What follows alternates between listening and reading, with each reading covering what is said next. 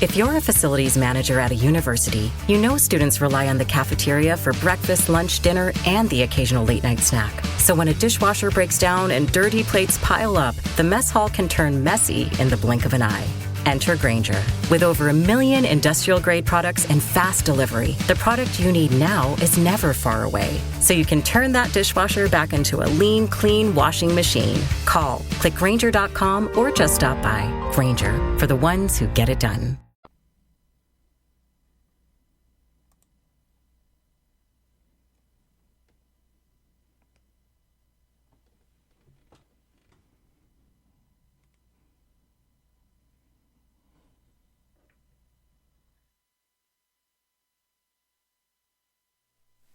In a world where insanity reigns supreme and safety pin manufacturers are running out of metal for the diapers of the leftists, it's comforting to know an ancient, fat, long-haired, bearded reprobate has your mind in mind.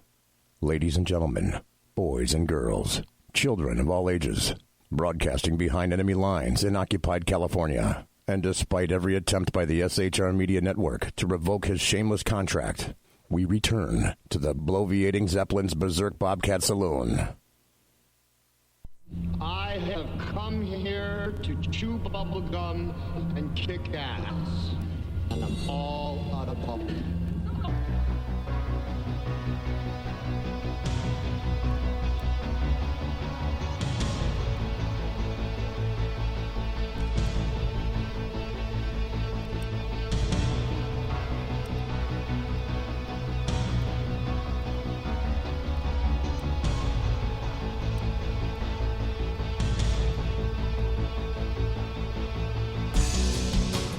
Ladies and gentlemen, boys and girls, children of all ages, welcome to the bloviating Zeppelin's Berserk Bobcat Saloon radio show, live and direct, right here from the sumptuous, palatial, and resplendent SHR Media Studios, where I am broadcasting behind enemy lines in occupied California. Spell it with a K, always.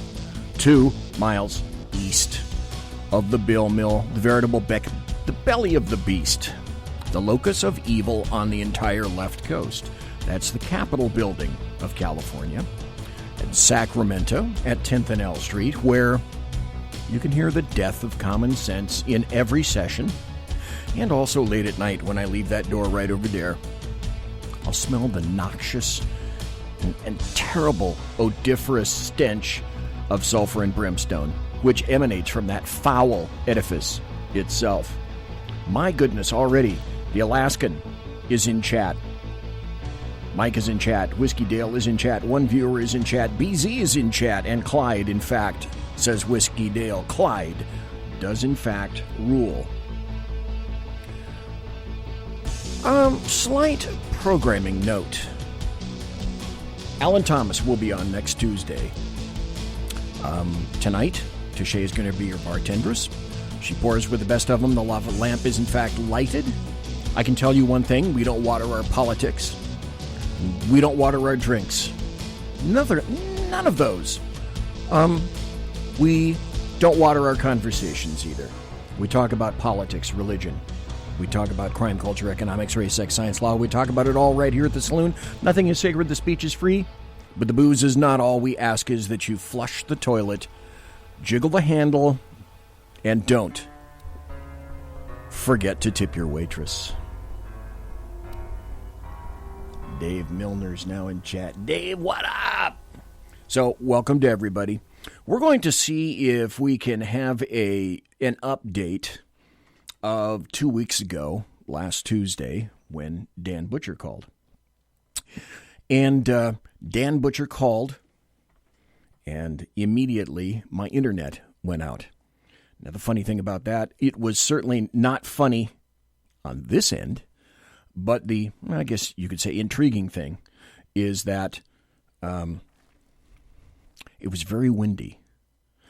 And although this area is not served by PG&E, apparently Comcast Business is very similar to PG&E because Only later did we discover when the winds blow, or I don't know, maybe people were not genuflecting sufficiently from the Northeast, paying their due to D.C.,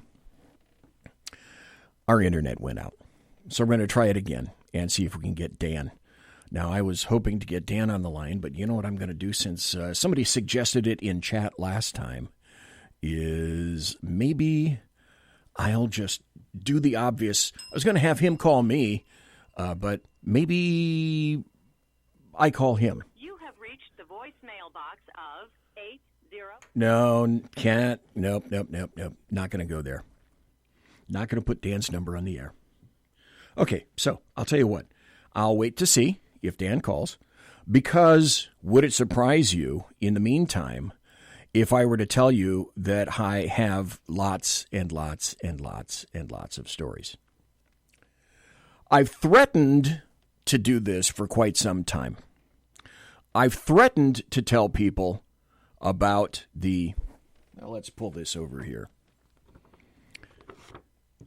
about the transcript, which I believe is 5 pages. 5 pages. Right here. And this is what the entire impeachment is about. And for those of you who don't know me and may have come in, I am BZ. I am the Bloviating Zeppelin. This is the best in late-night conservatarian/libertarian talk radio with a bunch of great people in chat. If you want to get into the chat room so that you can correspond with everyone, go to shrmedia.com, shrmedia.com. Click on live, click on chat, and you'll come to the page. And already Mike is in there, the Alaskan Whiskey Deal, Dave Milner, and one viewer who will not be unmasked because we don't do that here. But I've threatened for a while to read this to you. It's only 5 pages, but this is the crux of the biscuit in terms of the predicate for this entire impeachment farce. It revolves around a phone call. One phone call. Now, I'm going to read this to you, and this was released by the White House. You can go on the internet and find a copy yourself and read along. But I'm going to read it to you because so many people don't know, / perhaps I should say, don't care what's in this thing. I would tend to lean with mostly don't care what's in this thing.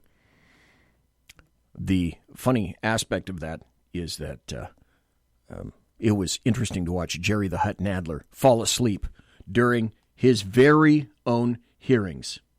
I found that amusing. 5 pages. Now, originally, it said at the top, eyes only, do not copy. That's been struck out. It's in the format of a memo. And it says, Memorandum of Telephone Conversation. Subject, telephone conversation with President Zelensky of Ukraine. Participants, President Zelensky of Ukraine. Note takers, the White House Situation Room. Now, this all gets back to one day. Time and place, July 25th, 2019, this year, 9:03 to 9:33 a.m. Eastern. And place, resident. So this impeachment is entirely about a half-hour phone call by President Trump to President Zelensky of Ukraine. And I'm not making any of this up. And then you decide if you think this is terrible and heinous. The president, congratulations on a great victory. We all watched from the United States and you did a terrific job. The way you came from behind, somebody who wasn't given much of a chance, and you ended up winning easily. It's a fantastic achievement. Congratulations. Zelensky, you're absolutely right, Mr. President. We did win big, and we worked hard for this. We worked a lot, and I would like to confess to you that I had an opportunity to learn from you. We used quite a few of your skills and knowledge, and were able to use it as an example for our elections. And yes, it is true that these were unique elections. We were in a unique situation that we were able to achieve a unique success. I'm able to tell you the following. The first time you called me and to congratulate me when I won my presidential election, and the second time you're now calling me when my party won the parliamentary election. I think I should run more often so you can call me more often and we can talk over the telephone more often. So clearly you can see the conspiracy is developing already. The president, laughing, that's a very good idea. I think your country is very happy about that. Zelensky, well, yes, to tell you the truth, we're trying to work hard because we wanted to drain the swamp here in our country. We brought in many new people, not the old politicians, not the typical politicians, because we want to have a new format and a new type of government. You're a great teacher for us, and in that, the president. Well, it's very nice of you to say that. I will say that we do a lot for the Ukraine. Excuse me, Ukraine, not the Ukraine. I got to get out of that habit. We spent a lot of effort and a lot of time, much more than the European countries are doing, and they should be helping you more than they are. Germany does almost nothing for you. All they do is talk, and I think it's something that you should really ask them about. When I was speaking to Angela Merkel, I should say, she talks Ukraine, but she doesn't do anything. A lot of the European countries are that same way, so I think it's something you want to look at. But the United States has been very, very good to Ukraine. I wouldn't say it's the reciprocal necessarily because things are happening that are not good, but the United States has been very, very good to Ukraine. President Zelensky, yes, you're absolutely right, but only 100%, but actually 1,000%. And I can tell you the following. I did talk to Angela Merkel, and I did meet with her. I also met and talked with Macron. Sorry, See, Zelensky has the same problem pronouncing that I do. And I told them that they were not doing quite as much as they needed to be doing on the issues with the sanctions. They're not enforcing the sanctions. They're not working as much as they should work for Ukraine. It turns out that even though logically the European Union should be our biggest partner, but technically the United States is a much bigger partner than the European Union, and I'm very grateful to you for that because the United States is doing quite a lot for Ukraine. Much more than the European Union, especially when we're talking about sanctions against the Russian Federation. Whoa. Stop. Ukraine is talking about sanctions against the Russian Federation? No, I haven't heard about that before in here. Have you? Zelensky continues. I would also like to thank you for your great support in the area of defense. We're ready to continue to cooperate for the next step. Specifically, we're almost ready to buy more javelins from the United States for defense purposes. The President. I would like you to do us a favor, though because our country has been through a lot and Ukraine knows a lot about it. I would like you to find out what happened with this whole situation with Ukraine. They say CrowdStrike. I guess you have one of your wealthy people, the server. They say Ukraine has it. There are a lot of things that went on, the whole situation. I think you're surrounding yourself with some of the same people. So to me, this sounds like, welcome, Kaiser. Good to see you here. This sounds like Trump giving a heads up to Ukraine in terms of having corrupt people around. I could be wrong about that. I would like to have the Attorney General call you or your people, and I would like you to get to the bottom of it. As you saw yesterday, so what they're talking about is Ukraine corruption, because Ukraine historically is a very corrupt nation state. As you saw yesterday, the whole nonsense ended with a very poor performance by a man named Robert Mueller. An incompetent performance, but they say a lot of it started with Ukraine. Whatever you can do, it's very important that you do it if that's a possible. Stop. Now ask yourself, as a logical thinking human being, not being a Democrat, a leftist, or an American media maggot, please identify the quid pro quo up to this point. I'll wait. So Zelensky replies, yes, it is very important for me and everything that you just mentioned earlier. For me, as a president, it is very important, and we are open for any future cooperation. We are ready to open a new page on cooperation in relations between the United States and Ukraine. For that purpose, I just recalled our ambassador from the United States, and he will be replaced by a very competent and a very experienced ambassador who will work hard on making sure that our two nations are getting closer. I would also like and hope to see him having your trust and your confidence and have personal relations with you so that we can cooperate even more so. I will personally tell you that one of my associates spoke with Mr. Giuliani just recently, and we're hoping very much that Mr. Giuliani will be able to travel to Ukraine, and we will meet once he comes to Ukraine. I just wanted to assure you, once again, that you have nobody but friends around us, and I will make sure that I surround myself with the best and most experienced people. Parenthesis, as an edit for BZ. Yeah, because most of the people surrounding you in the past have certainly been very corrupt. I also wanted to tell you that we are friends. We are great friends, and you, Mr. President, have friends in this country, so we can continue our strategic partnership. I also plan to surround myself with great people, and in addition to that investigation, I guarantee as the President of Ukraine that all the investigations will be done openly and candidly. That I can assure you. Now, stop. Oh, Mike, I should tell you, Facebook again has killed me. So there is no Facebook feed. If you want to see the video, you'll have to go to YouTube. 0 on Facebook. Facebook is not liking me. It is not cooperating. Thanks for asking that, Mike. So if you want to see the video, go to YouTube. Go to the SHR Media YouTube channel, and you can look there. Or you can just listen on Spreaker and or shrmedia.com. So Facebook not liking me very much. That's these days. That was Zelensky. Now, the president, Trump, responds, good, because I heard that you had a prosecutor who was very good, and he was shut down, and that's really unfair. Now stop. That's a reference to the audio with Joe Biden, where Joe Biden, on video, made definitely a quid pro quo agreement that he would withhold cash if Ukraine didn't remove the prosecutor who was examining the son of Joe Biden, one Hunter Biden.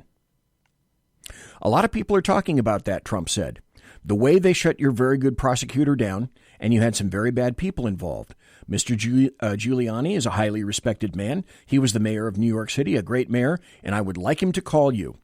I will ask him to call you along with the Attorney General. Rudy is very much knows what's happening, and he's a very capable guy. If you could speak to him, that would be great.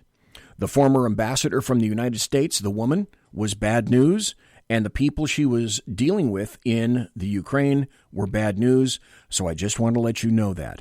The other thing, there's a lot of talk about Biden's son, that Biden stopped the prosecution, and a lot of people want to find out about that. So whatever you can do with the Attorney General would be great. Biden went around bragging that he stopped the prosecution, so if you can look into that, it sounds horrible to me. Stop. Let me ask you, in politics, do people get a king's X, shall we say, a save, when they're out of office? For example, Vice President Biden, when they leave office, anything that they've done or been involved in the past cannot be examined or looked into, because as far as I'm concerned, it would be that, yeah, that's what people want to occur in terms of this impeachment. So President Zelensky responds, I want to tell you about the prosecutor. First of all, I understand, and I'm knowledgeable about the situation. Since we've won the absolute majority in our parliament, the next prosecutor general will be 100% my person, my candidate, who will be approved by the parliament and will start as a new prosecutor in September. He or she will look into the situation specifically to the company that you mentioned in this issue. The issue of the investigation of the case is actually the issue of making sure to restore the honesty. So we will take care of that, and will work on the investigation of the case. So this is a continuing conversation from two world leaders. At stake here, according to the Democrats, is funding to Ukraine. So if you're a president, a sitting president, and before you ship U.S. tax dollars to a given country, wouldn't you like to do something to assure yourself and the other American taxpayers involved that their money, my money, your money, is going to a regime or a country that isn't rife with corruption? That's what I would like to make sure. And Zelensky says he wants to restore the honesty so that we can take care of that, work on the investigation. I would kindly ask you that if you have any additional information that you can provide to us, that is Zelensky asking Trump. It would be very helpful for the investigation to make sure we administer justice in our country with regard to the ambassador to the United States from Ukraine. As far as I recall, her name was Ivanovich. It was great that you were the first one who told me that she was a bad ambassador, because I agree with you 100%. Her attitude towards me was far from the best, and she admired the previous president, and she was on his side. To me, that speaks volumes. She would not accept me as a new president well enough. So Trump responds, well, she's going to go through some things. I will have Mr. Giuliani give you a call, and I'm also going to have Attorney General Barr call, and we will get to the bottom of it. I'm sure you will figure it out. I heard the prosecutor was treated very badly, and he was a very fair prosecutor, so good luck with everything. Your economy is going to get better and better, I predict. You have a lot of assets. It's a great country. I have many Ukrainian friends. They're incredible people. Zelensky responds, I would like to tell you that I also have quite a few Ukrainian friends that live in the United States. Actually, last time I traveled to the United States, I stayed in New York near Central Park, and I stayed at the Trump Tower. I will talk to them, and I will hope to see them again in the future. Also wanted to thank you for your invitation to visit the United States, specifically Washington, D.C. On the other hand, I want to assure you that we will be very serious about the case and will work on the investigation. As to the economy, there is much potential for our two countries, and one of the issues that's been very important for Ukraine is energy independence. I believe we can be very successful in cooperating on energy independence with the United States. We are already working on cooperation. We are buying American oil, but I am very hopeful for a future meeting. We will have more time and more opportunities to discuss these opportunities and to get to know each other better. I would like to thank you very much for your support. Stop. Now, there's only 4 paragraphs left in this half-hour meeting. To me, and I'm asking, does it sound something similar to these are two heads of state trying to negotiate between each other and make relations better?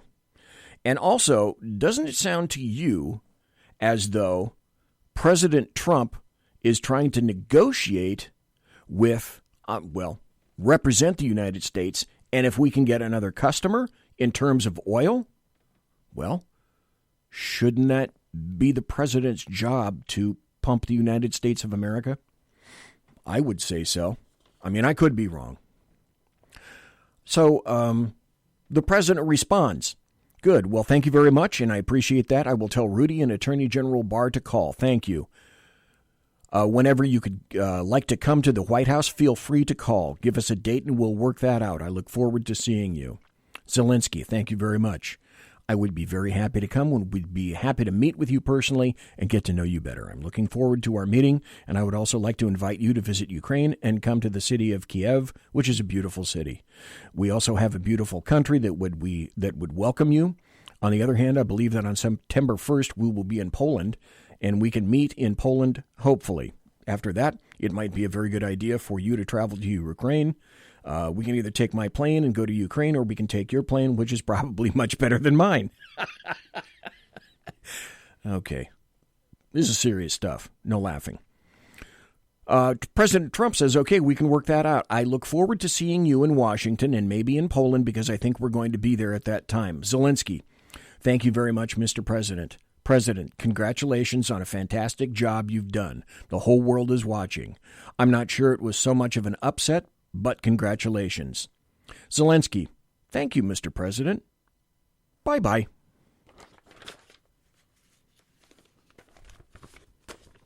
You can get this from the internet. You can download this anywhere. I found it. I read it. There it is. This is the crux of the biscuit with regard to the impeachment.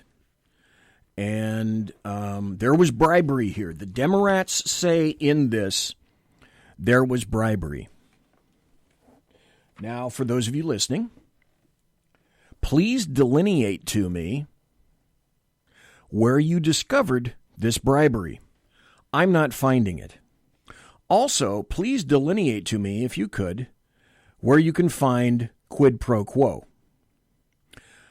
I am going to give Dan a call one more time. He has not called me, and maybe he'll pick up here. You have reached the voicemail box of... Okay. All right. Well, I'll tell you what. You know what it looks like to me? It looks like it's you and me tonight in the saloon. And I can do that. Because if you don't think I have lots of stuff to talk about, and lots of clips, and lots of audio, I think you'd be wrong. I think that you'd come to understand very quickly that I've got a lot of that stuff. Before I go, on the occasion, the perchance kind of thing that Dan calls, I'd like to do what I did last time, which is point out if you happen to... BZ, please don't break into Sarah Smiles. Oh, Sarah Smiles. Oh, I'll tell you what. You want audio? We're going to take a break in about 2 minutes. I'm going to give some acknowledgments and props to Dan Butcher. But when we come back from the break, I have 2 wonderful promos for President Donald Trump in 2020. One is kind of official. The other one, not quite so official. So if you have the kiddies out right about now, bouncing about, after the break or during the break, you might want to put them to bed. But I guarantee out of one, you'll understand it. You might not laugh so much, but I think after the second promo for Trump in 2020, you might laugh. But I'm just saying, just kind of hinting, you might want to put the kids away before I play that. Oh, and it's a late night radio show. You might want to be doing that anyway. I hope you're wearing headphones. There's a reason I bought these really expensive microphones here and here. Because with headphones, this show sounds great. So a thing real quick about Dan. If you want to read him, and like I specifically say, you happen to be in Texas, you can find him. He updates his website, and his news is all about Amarillo, North Texas, I believe. He's just getting into the South Texas area, if I'm not mistaken. You can find him at hpdailynews.com. That's highplainsdailynews.com. I'm looking at it right now. He's got local stuff, opinion, farm and ranch, Texas news, national news, world news, sports, and, of course, the scoreboard. So hpdailynews.com. It would appear that Dan is brushing his teeth or balancing his checkbook or cleaning his fish tank, and that's cool. Because I still have a lot of folks listening, and thank you for listening. Thanks to Mike, Alaskan, Whiskey Dale, Simone, Dave, Kaiser, and one viewer who will not be unmasked, because we don't do that here. Thanks for listening right now. We're going to go to a break, come back, and have some interesting audio. I'm BZ. This is the Bloviating Zeppelin's Berserk Bobcat Saloon radio show, and maybe it's time to pop some popcorn. I'll be right back. Conservative media done right. You're listening to the SHR Media Network. For 50 years, I've seen the American people blinded by corrupt politicians, a lapdog media, and deceptive Islam. The one thing the elites fear is one man with a cane. I'm Dave Milner. Join me through Spreaker, iTunes, and SoundCloud, through SHR Media and the Western Free Radio Network, for half a century of experienced perspective on political and social issues. weekly on The Unpleasant Blind Guy. And catch me on Jeff Mitchell's EDL Radio on blogtalkradio.com. There's no surrender, ever. Because truth is not always pleasant. It's your business diva here, Melanie Collette. I am inviting you to a front row seat as I discuss some of the most intriguing details of wealth and finance with today's movers and shakers in the world of business. Listen in and discover financial truths on a global, domestic, and household scale. Uncover topics that will impact your wallet today and in the future. Money Talk with Melanie airs Monday through Friday, 5 p.m. East, 2 p.m. West, right here on SHR Media and High Plains Pundit Talk Radio. You can't afford to miss it.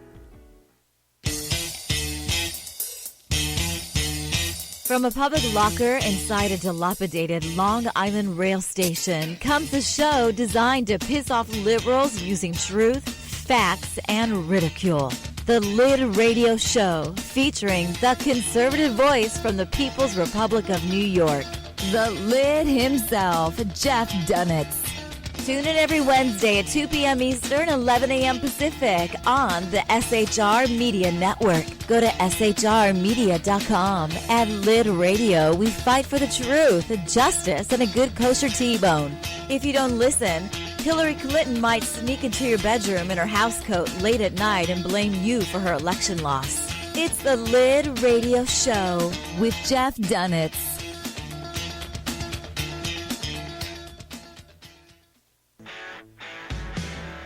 Hey girls, Carry Girl Gear is here. More and more women every day are concealed carrying, participating in competitive shooting, and getting firearms training. It's not a boys' club anymore, and we don't have to shop in their stores anymore either. Finally, a cool and unique clothing line just for women. Dope tees and hats for the patriotic concealed carry and 2A girl. So what are you waiting for? Go check out carrygirlgear.com today. Broadcasting behind enemy lines in occupied California, a mere 2 miles from the state capital, the bloviating Zeppelin's Berserk Bobcat Saloon radio show can be heard every Tuesday and Thursday night at 8 p.m. Pacific and 11 p.m. Eastern, only on the SHR Media Network. Go to shrmedia.com to listen. You can also watch on the SHR Media Facebook page and the SHR Media YouTube channel. No goldfish were abused in the making of this ad.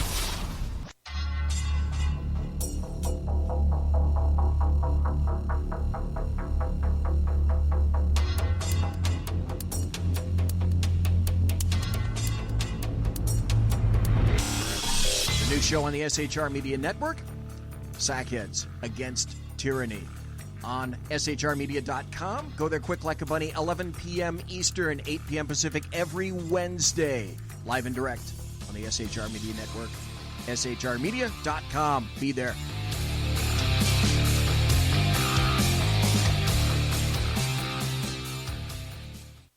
Hey, this is Michael Wright. And I'm Shannon Wright.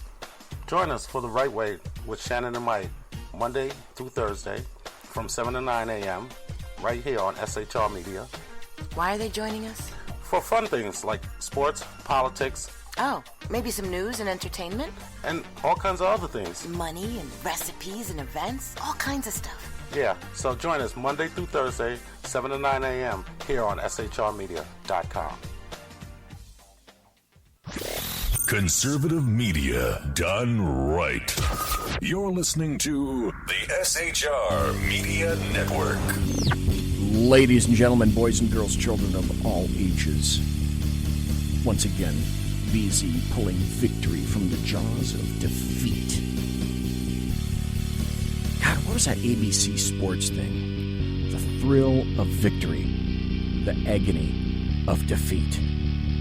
And I always wondered when I was a kid listening to that on ABC Sports, because if you remember, you're that old, and you go back, when they played the thrill of victory, they'd have some race car going by, and the agony of defeat. And that poor bastard who was on a big ski jump fell down and turned upside down 28 times every weekend on ABC's Wide World of Sports. His cock-up was there for everybody to see from now until eternity, like forever. Okay, so Dan says if he feels better, he may call in. Okay, that'd be cool. That'd be cool. So if Dan wants to, he can do that. Let me pull this over here. Folks, if you're in chat, you've seen that the phone lines are open. And I gave the number in chat for those of you who are listening and you are not in chat. If you wish to call, the number is 209-284-3210. 209-284-3210. And this is a funny thing with me. How many times have you listened to a radio show and they either, they expect you to, I guess, know from memory the phone number, because nobody does. Or they don't write it down. Well, if you go to my video, you can see that it's written in there. Or they don't tell you what the number is, and if they do, they rattle it off like 209-284-3210. So if you want to call in, the line is open. Now, I told you that I have a couple of audio cuts to play. The first one is, Whiskey Tail in chat says, call now while the rates are low. So yes, if you want to, call now while the rates are low. Except I'm going to play, hang on just 1 second, I'm going to play 2 cuts. Operators are standing by. I'm going to play 2 cuts for you, which are amusing. The first one I played Tuesday night. If you weren't here Tuesday night, this is what I said the Trump campaign should do. And someone has taken upon themselves to do that. I think it's the RNC. It's the new RNC ad, which basically uses the voices and the words of Democrats against them with regarding to impeachment. Dave Milner says, are you giving away the Foreigner tickets? The 75th caller will get the Foreigner tickets to Planet Hollywood in Las Vegas in December 29th. So the 75th caller, if you call in, you'll get the free tickets. Kaiser says, number is calling but no ringing. Huh, okay. Well, I don't see anything on this end.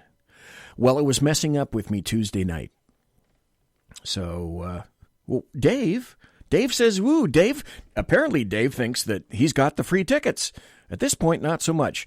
Here's an RNC ad for Trump 2020. This is about preventing a potentially disastrous outcome from occurring next year. And I'd like to impeach the bastard right now. An imposter. He really should be punished. That charlatan in the White House. We're going to impeach the motherfucker. I am not running for anything except the impeachment of Trump. We cannot accept a second term for Donald Trump. If we don't impeach this president, he will get reelected.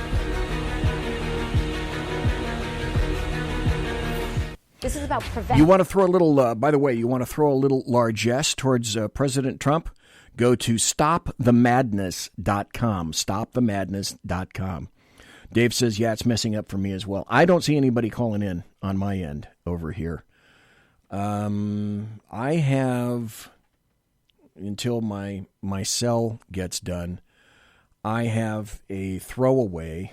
So I tell you what, I'm going to give you my throwaway. And I'm going to put it in chat, and I think I should be able to get through with this. You can give me a call at 916-606-2494. 916-606-2494. It's not wired in the same way that X-Lite is.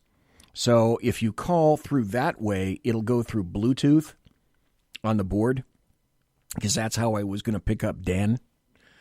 It can only take one call at a time. So if you want to call, you can go ahead and do that, 916-606-2494. But in the meanwhile, back at the ranch, this is another promo for President Trump. Okay, odds are you're one of the people in America who's better off today than 3 years ago. And now you've got some smug Democrat calling you racist and trying to jam one hand in your ass and another in your pocket. So at a time when taxes are down, jobs are up, and the economy is way up, it'd be nice if there were a candidate who had more to offer than making you pay for other people's shit. Well, the eagle has landed. Say hello to President Donald J. Trump. He ain't just making America great again. Trump's doing things no president has ever done before. He's keeping promises, packing courts, defending the border, rebuilding our military, and making Chuck Schumer cry like a schoolgirl with 2 skin knees. This president is 6'3" of let's put America first. And oh yeah, immigration, jobs, drug prices, nobody's got better numbers. The game has changed, and the Democrats are officially fucking crazy. So keep America great. Stand with Trump in 2020. There you go. I stand with Trump in 2020. And I do think we have somebody on the phone. Is this the Kaiser, one each? Yes, how's it going? One each, Teflon coated. That's it. Full metal jacket. I know. Yeah. Teflon, Kaiser, don't you think, really, the thing, one of the 2 major things, besides the fact that he has the word president in front of his last name, don't you think the thing that really fucking irritates all the leftists, all the Democrats, all the American media maggots is the fact that no matter what they've thrown at him for 3 continuous years, he's still there. He's still there. He's that's why I call him, and you mentioned it, which made me think of it.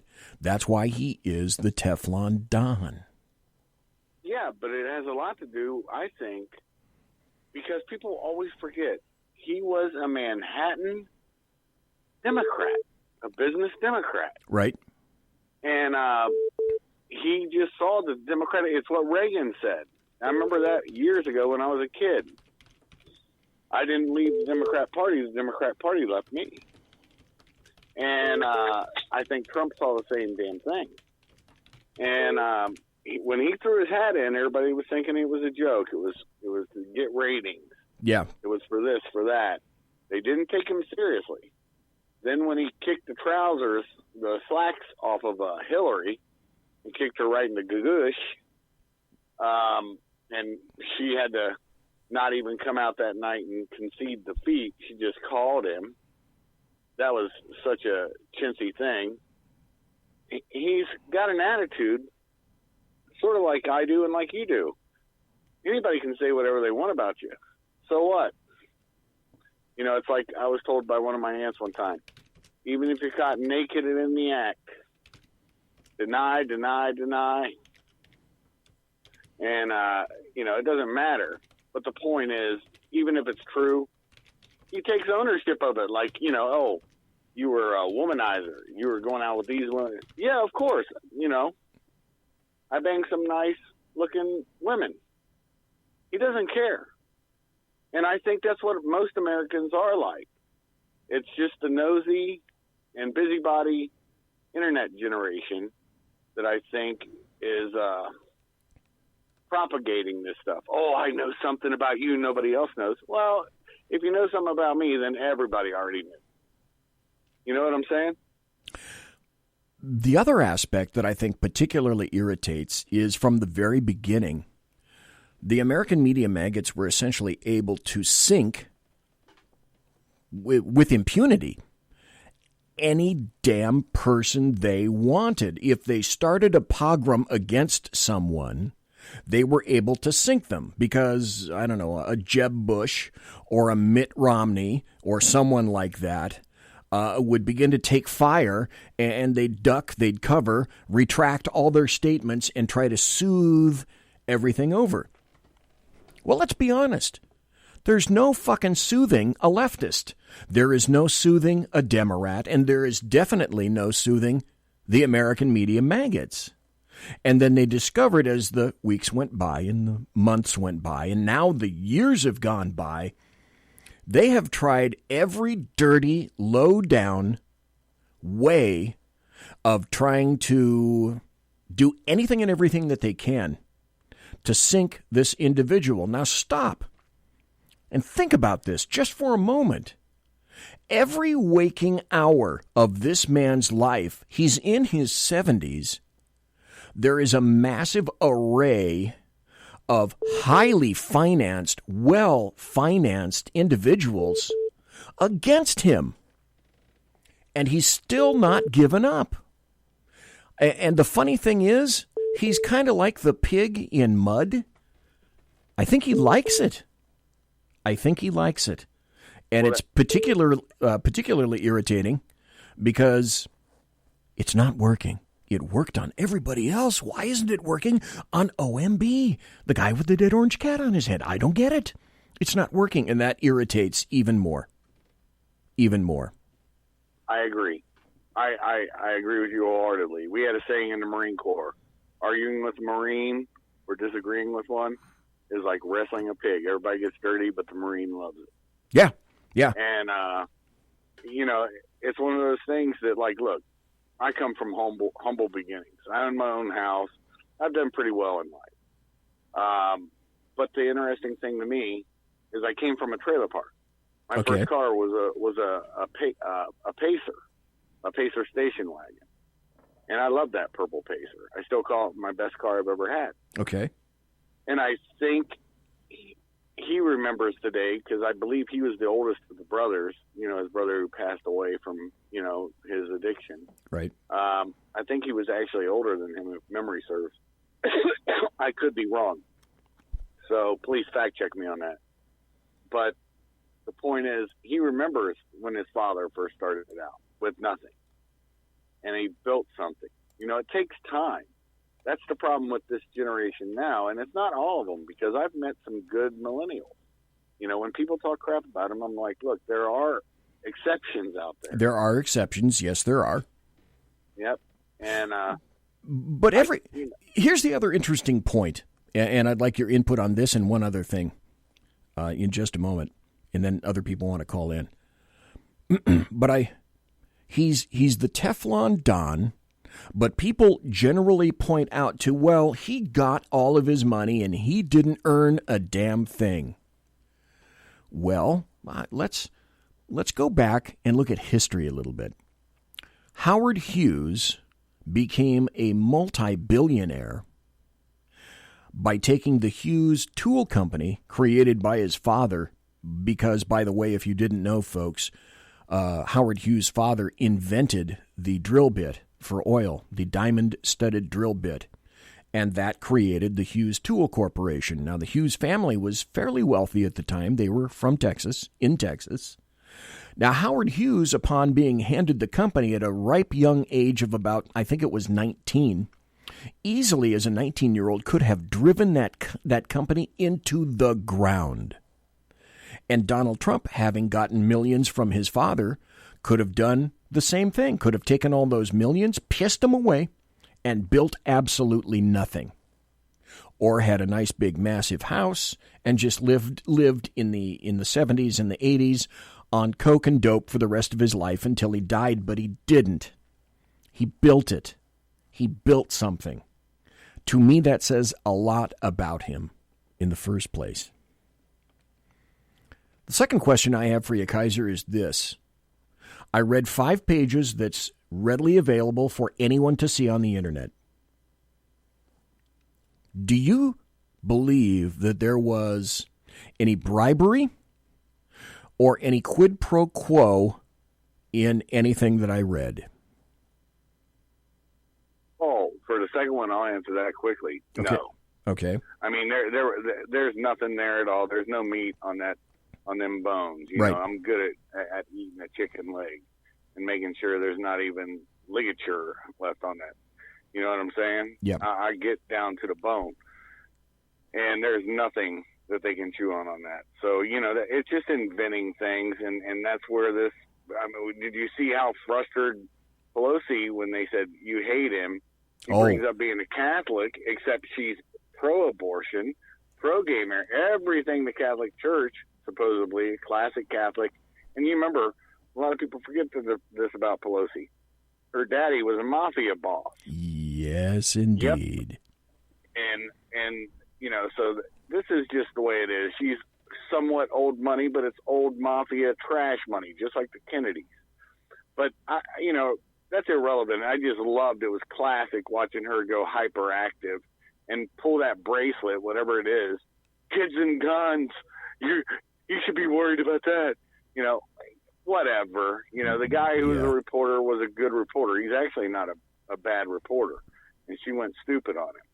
But the first question leads me to remember a guy who I met, actually, flying over from Kuwait to Iraq, because at that time he couldn't take his private jet into Iraq because it was still active.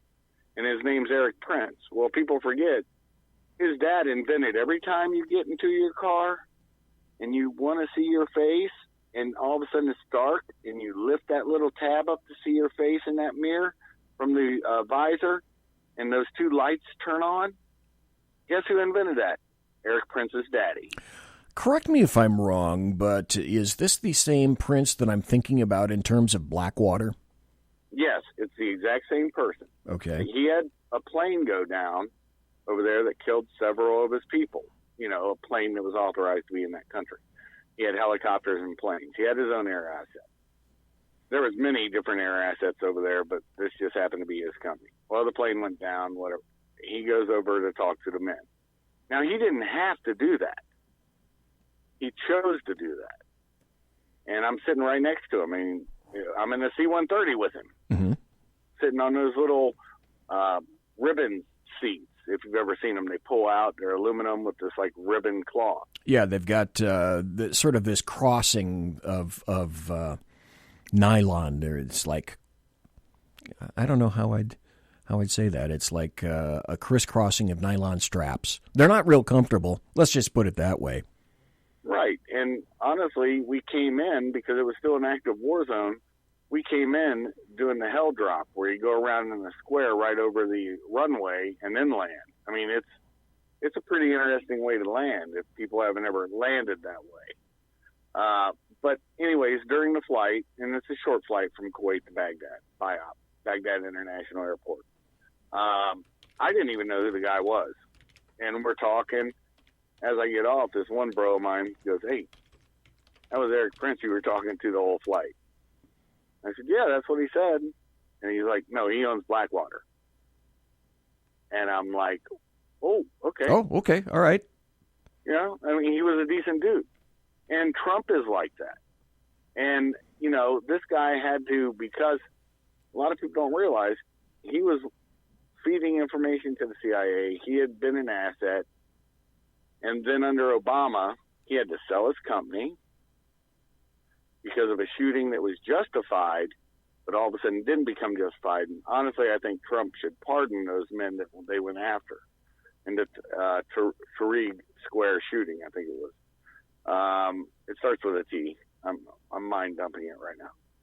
But the point is, they should be pardoned too, because anybody, and they had a State Department contract, anybody who breaches that opening, and they had Mambas too. I remember the vehicles they used to have, because they used to go over and drink with the boys at night that weren't on duty.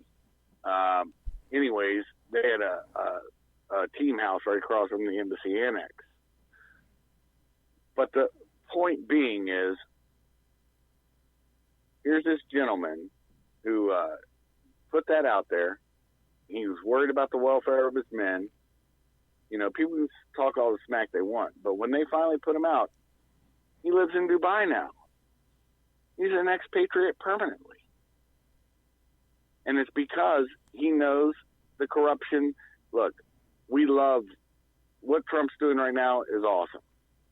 But we also realize that in another 4 years, because this impeachment's not anything to him, he's still going to get reelected. Another 4 years, we could get another Obama. And if you do the job that, you know, I do and other people do, you realize you're ass out. And professional soldiers, Marines, airmen, and, you know, Navy people and Coast Guardies, Coasties, we realize that that's the fact. You're expendable. And the funniest thing is, we're all finding jobs away from theaters and not even working for the U.S. government anymore. We all decided it's done. Because the U.S., you're guaranteed to get paid, but you're also guaranteed that if an administration comes in and doesn't like what you did, you're guaranteed to get fucked, BZ. I hate to say that, but that's just the facts. Listen, it's true there, and it's true in any business. It's true in government. It's about it's almost all about who you know and when you know. Yeah. And I'm sorry, that's the reality. Reality came and slapped me upside of my face in my job any number of times. And I could have gone boo-hoo-hoo and cried all the way home, but that wasn't an option. Not when you got a mortgage, not when you got a wife, not when you got bills. That shit didn't fly. It doesn't work. I agree. One final question for you, Kaiser, because I gotta move. I got some other people that want to call. One final question. Pelosi said that she is definitely moving forward with impeachment. Will she get the votes in the House to be able to do that? Well, she's a vindictive little cunt, but you know that. Here's what I think. She may get the votes, but here's what she doesn't realize. There's a lot of people that were elected in Trump districts running against, Republicans. There were weak Republicans, and you were exactly right when you said most of the Republican Party, and we even see it with the Republicans we see every day or we talk to, they're linguini spine. If there's any hint of some sort of weirdness, what was it, King? All of a sudden they said he said a bad thing once, and all of a sudden go after him. They do it to comedians all the time, like Nick DiPaolo. This is just the norm for today, right? But there is a pushback now.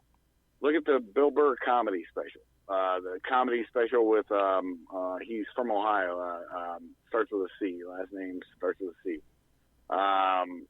Black gentleman. Can't think of his name. Oh, Dave Chappelle. Dave Chappelle. Oh, yeah, Dave Chappelle on his last show, which was on Netflix, lambasted the shit out of leftists.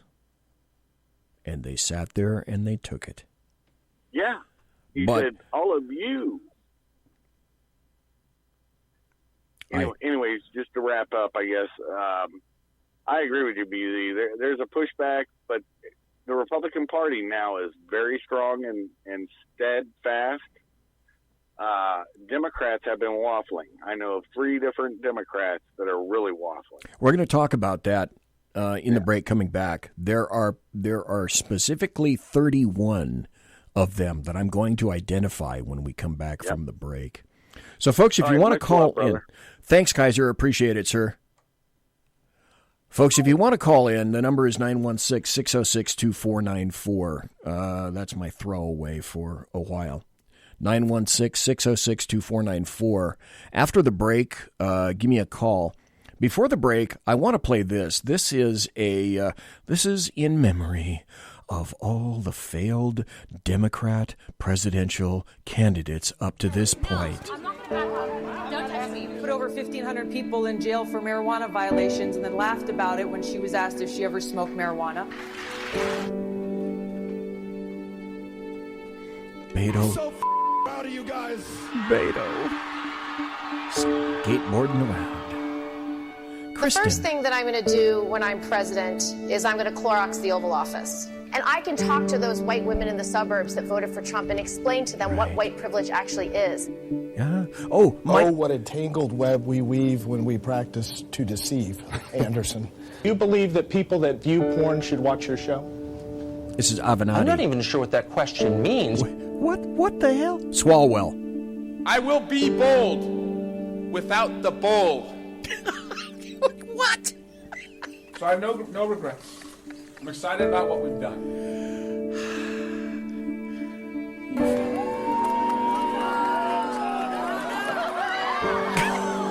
I've contributed all I can to this primary election. Oh, de Blasio. And it's clearly not my time, so I'm going to end my presidential campaign. Socialism is not the answer. Hickenlooper. I was reelected. Socialism isn't the answer. I was reelected he gets booze. State in 2014 It is considered pretty unconventional. You Mike just mentioned you have these Gravel. two teenagers leading the charge. There are viral memes about you. Who? You guys don't want to talk, and you oppose your person you're Rich representing don't want to Ojeda. talk. I'll debate her in a Wendy's parking lot right now. Joe Sestak. To gain momentum on lack of media coverage. He wrote in part, "Thank you for this priceless opportunity as I end our campaign together." Today, I want Seth to use this opportunity Moulton. with all of you here to announce that I am ending my campaign for president. No. Jay It's become clear Inslee. that I'm not going to be carrying the ball. I'm not going to be the president, so I'm withdrawing tonight from the race. I'm announcing today Tim that I'm Ryan. withdrawing from the presidential campaign. The Democratic pool for 2020 has grown smaller. Oh, no. How sad. And, by the way, if you weren't mentioned in that, it's probably because, unlike another Democrat that I know, for whatever reason, you didn't happen to drop a groundhog. Conservative media done right. You're listening to the SHR Media Network.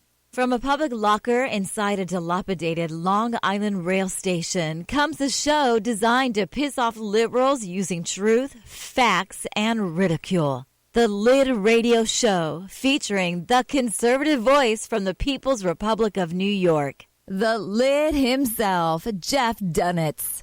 Tune in every Wednesday at 2 p.m. Eastern, 11 a.m. Pacific on the SHR Media Network. Go to shrmedia.com. At Lid Radio, we fight for the truth, justice, and a good kosher T-bone. If you don't listen, Hillary Clinton might sneak into your bedroom in her housecoat late at night and blame you for her election loss. It's the Lid Radio Show with Jeff Dunitz. For 50 years, I've seen the American people blinded by corrupt politicians, a lapdog media, and deceptive Islam. The one thing the elites fear is one man with a cane. I'm Dave Milner. Join me through Spreaker, iTunes, and SoundCloud, through SHR Media and the Western Free Radio Network, for half a century of experienced perspective on political and social issues, weekly on The Unpleasant Blind Guy. And catch me on Jeff Mitchell's EDL Radio on blogtalkradio.com. There's no surrender, ever. Because truth is not always pleasant. This is Shannon Wright of The Right Way with Shannon and Mike in the AM. Mike's not here, so I gotta talk fast. You gotta join us. Fall season. Getting ready to start up with a whole bunch of new stuff. News and food and politics and sports and entertainment and a whole bunch of stuff. But wait, Mike's coming. I gotta go. Remember, Shannon and Mike in the AM on SHR Media, Monday through Thursday, 7 to 9 a.m. Make sure you tune in. Featuring right thinking from a left brain and doing the job the American maggots won't. BZ is fundamentally changing America one diaper at a time. Just when safety pin manufacturers are running out of metal for the diapers of the leftists, where the speech is free, but the drinks are not. The bloviating Zeppelin's Berserk Bobcat Saloon can be heard every Tuesday and Thursday night, commencing at 11 p.m. Eastern and 8 p.m. Pacific, where pushback is a requisite art form in and of itself. Let your ossicles be truly liberated when you listen to the bloviating Zeppelin's Berserk Bobcat Saloon, only on SHR Media Network. No ferrets were harmed in the making of this ad. Join me, Jack Alexander, for the Jack Alexander Experiment podcast, as I take a unique outsider's look at the issues affecting the USA. I fearlessly take on the issues that everyone else is too scared to touch. The Jack Alexander Experiment podcast is available wherever good podcasts can be found, like Spreaker, iHeartRadio, and Google Podcast. The Jack Alexander Experiment, because it's not a matter of left versus right, it's a matter of right versus wrong. It's your business diva here, Melanie Collette. I am inviting you to a front row seat as I discuss some of the most intriguing details of wealth and finance with today's movers and shakers in the world of business. Listen in and discover financial truths on a global, domestic, and household scale. Uncover topics that will impact your wallet today and in the future. Money Talk with Melanie airs Monday through Friday, 5 p.m. East, 2 p.m. West, right here on SHR Media and High Plains Pundit Talk Radio. You can't afford to miss it. featuring the effervescent contrarian Sackheads Clint plus the unrestrained bulbosity of BZ, the Sackheads Against Tyranny is a real chat show. Doubling your late-night conservative talk show pleasure with double the hosts, you can listen every Wednesday night at 8 p.m. Pacific, 11 p.m. Eastern. Please note, some contents may have settled during shipping. Member FDIC, batteries not included, warranty voided Montenegro. Conservative media done right. You're listening to the SHR Media Network. Ladies and gentlemen, boys and girls, children of all ages, I am BZ. I am the bloviating Zeppelin. You are listening to BZ's Berserk Bobcat Saloon radio show, the best in late-night conservatarian talk radio you ever heard. Right here. It's the best show you've never heard. Tell friends, tell one, tell all. It's BZ late at night, 11 p.m. Eastern, 8 p.m. Pacific. Most of my listeners are on the East Coast. Go figure that. Well, it's because, quite frankly, there just aren't any. There aren't any people that happen to be on the right in California who call. Isn't that right, unknown caller? Who might this be? This might be Mike. Mike from Louisiana. How are you doing, sir? I am doing fine. Great. We were talking earlier about how the Democrats and the American media maggots work. Okay. You know, how they go after their opponents and such. Right. I'll put it to you in a movie analogy. They are the Colonel Jessup ordering the code red to any Republican opponent. And basically, if you remember that movie, the two characters didn't go against him because they were being ordered to by a superior officer, and the guy got murdered. And, well, basically, that's what they've been doing, code redding every Republican, and the Republicans don't fight back. They just don't, and they don't know what to do with this guy that is actually fighting back. I would agree. Do you remember back in, it was during Bush, the son, Bush is the number 2 Bush, during his presidency, when we held all 3 manners of government. We held the Oval Office, we held the House, and we held the Senate. And everyone at that time was expecting, /hoping, fingers crossed, that they were going to actually do something with the power that they had. And the problem is that the GOP tends to wimp out. Historically, this is true, and it's very frustrating. A lot of people on the GOP side, when Trump got into the presidency, found themselves out of a lot of social circles that they were used to being in, which is one of the reasons that a lot of the people on the GOP immediately went against President Trump, because literally they weren't going to be invited to the various social circles. They weren't going to be invited to the same cocktail parties. It was going to impact the membership of their cruises, literally, when they would take cruises. That's where they make their coin. They couldn't write as many books. They weren't in favor. Bush would hold them in favor, invite them there. That's a great deal to do with it. Now, ask yourself this as well. Folks, do you remember when Judge Andrew Napolitano was a big Trump supporter? Only about 5 months ago, did he flip. Now he's a Trump hater. So you have to ask yourself, what occurs in life to flip people around? If you didn't know, I'll wager that probably many of you do, that Napolitano, sub rosa, went to Trump and asked to be considered for a SCOTUS appointment. He also asked for various federal judgeship considerations. These were not granted. The door apparently was slammed in his face. Now, what happened between the two, what kind of discussion occurred, I don't know. But it was such that from that point on, Napolitano became an anti-Trumper. It's as simple as that. It's as simple as that. Many of the people that had power and influence, which yields money, were cut off at the knees once Trump came in, because he's not of that set. Right. That explains a lot of things, to me, anyway. Right, and that's the thing. I mean, Napolitano should have understood that when Trump asked for that list, remember the list of judges for the Supreme Court that he actually used, and he picked the last two judges, right? Yep. So he should have, Napolitano should have understand that he wasn't going to get that one of those jobs, because he promised to stick to that list, and he by and large has stuck to the list. All right. Now, granted, he could have given him a federal judgeship, but I don't know if he's going to want to do that either. So, well, just like Kaiser points out in chat, egos get involved. Well, hell yeah, they do.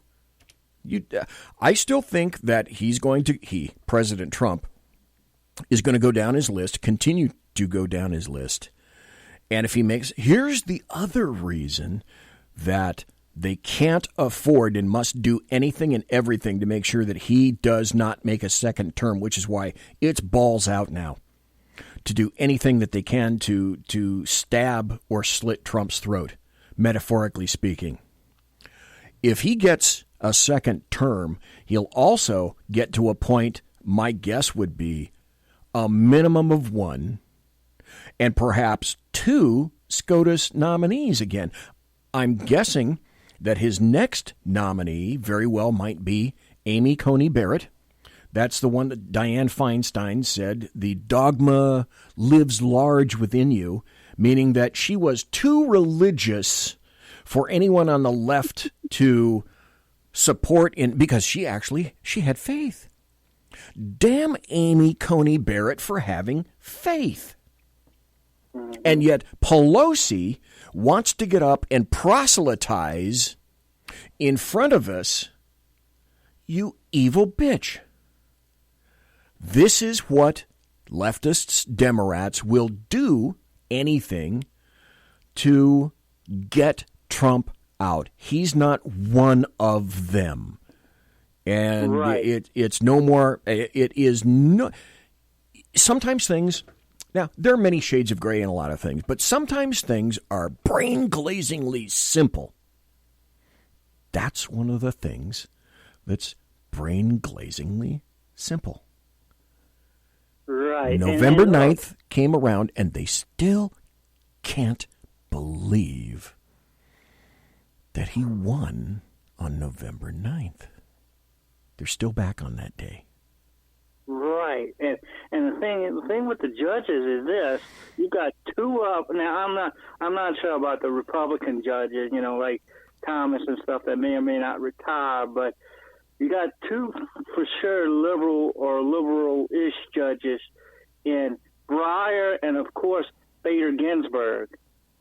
That Bader, we know how old Bader Ginsburg is, and Breyer is not far behind, being like 81, 82, 83, something like that. So he's not long for the bench either. So he's definitely going to possibly have two more chances at this, at appointing a judge. Kagan is left. John Roberts, man, I don't know. I don't know if you can really count on him. People say that, oh gosh, we feel that Kavanaugh, anybody that we install, we're expecting that they're going to vote this way in perpetuity. Well, no, that's wrong. That does not happen. But yeah, we do have to consider. Let's see. Like you say, let's see. What do we got? We got Breyer. We got Stephen Breyer getting a little long in the tooth. Clarence Thomas is starting to get a little long in the tooth. John Roberts is going to be around for a while. Ruth Bader Ginsburg, she's a cipher. Who knows? Samuel Alito, he can go back and forth. Neil Gorsuch, I think he's kind of his own dude. Sonia Sotomayor, I think you can rely on the fact that she's going to lean left. And I would say definitely Elena Kagan is going to lean left. And Kavanaugh, it's a little early to try to determine what the heck he's about. But I think of the people not far from going, you're going to have a Breyer, you're going to have a Thomas, and you're probably going to have RBG pretty soon. Yeah. But that scares the pants off of leftists. What do we do if Trump gets 2 more nominations? And worse, he holds... Well, let me ask you this. One more question before I go, because somebody else is trying to call in. Let me ask you this. Do you think, Mike, that we're going to keep the House and we're going to keep the Senate? I think because of the fact that what you said earlier about the 30-plus seats that were in Trump districts that don't want to vote on this. They don't want to vote on it because if they vote on it, they're going to have to vote with the party. They're going to be forced to vote with the party, and they're going to lose those seats. And the House is going to flip. And we're going to keep the Senate. So I'm saying the House is going to flip. The Senate's going to be kept and possibly be added to maybe 1 or 2 seats, maybe. I don't know, but. And, of course, I think the president's going to win. But, yeah, I think that's what's going to happen. I think there's a definite fear by those Democrats that won in those districts that they're going to be forced to vote for this thing. Okay, I'm with you. I think consider this. Those people in the 31 districts, and I'm going to name them in just a moment. Would you not say, Mike, that people in those 31 districts are shitting Twinkies right about now? I think so. Oh yeah. And look, as far as what you read earlier from the call between presidents, the 2 presidents. Yep. There's nothing in there that says that. I'll put it to you. I said it last week, I believe, in your chat room. It's not a quid pro quo. It's a quid pro Joe. That's the only one there is. I agree. Thanks, Mike. Appreciate it. Thank you for your call. Phone is open if you're interested. 916. This is my pitching, my throwaway cell phone. So you may as well not keep the number, unless you keep the cell phone. Who knows? 916-606-2494. 916-606-2494. That number in Bolivia is 916-606-2494. And spell out Bolivia, Bolivia, before you dial the number 916-606-2494. Hey, look. Here comes somebody. It's a private number, so I don't know who you are. Identify yourself. Unknown caller, pretty please, with sugar on top. BZ, it is I, Dave Milner, the unpleasant blind guy. How are you this evening? Number 1, great. Number 2, I object. You are blind. I know that for a fact. You are legally blind. I know that. Unpleasant. I disagree with that, and I'll be filing the grievance shortly. So go ahead, Dave. Well, I feel blessed tonight, partly because I resolved a ground loop problem, which, as you know, is a terrible thing to have. Wait. A what problem? A ground loop problem. Yeah. You landed your plane. You landed your plane, jammed on the brakes, and it turned upside down. I got you. Mm-hmm. Yeah, exactly. Now, I have to say a few things. I miss Joe Sestak, if for no other reason than because I can call him Joe Sleestack. And the reason I wanted to talk about him for a second is because there are a lot of younger people who don't know what the hell I'm talking about when I say Joe Sleestack. Kids, you go on YouTube and look for the old 70s TV show. It was a Saturday morning live kids show called Land of the Lost, and it had these actually thinking about it in today's context, it's kind of funny. It had lizard men in it called Sleestacks. Wow. I kept wanting Joe Sestak to come out on stage, and do what the Sleestack did, just hold his arms straight out and go towards the audience and go, they always made this weird sort of hissing noise, but he never did. It was kind of fun though, and I I don't know half these losers, honestly. I'm probably going to forget them 5 minutes, but 5 minutes after. But I have to say that I did love the way that Kamala Harris was taken down. There were gasps in the audience when she was taken down at that debate. I don't know if you heard them, but I did. Yeah, just total gasps. The lefties couldn't believe it, and the points that were hit with her were the perfect points that would set off a lefty. Okay, and Tulsi Gabbard's.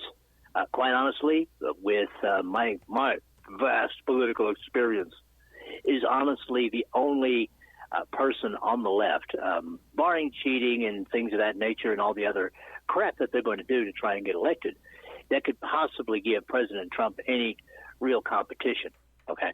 That's just my opinion. And I don't know how you feel about it.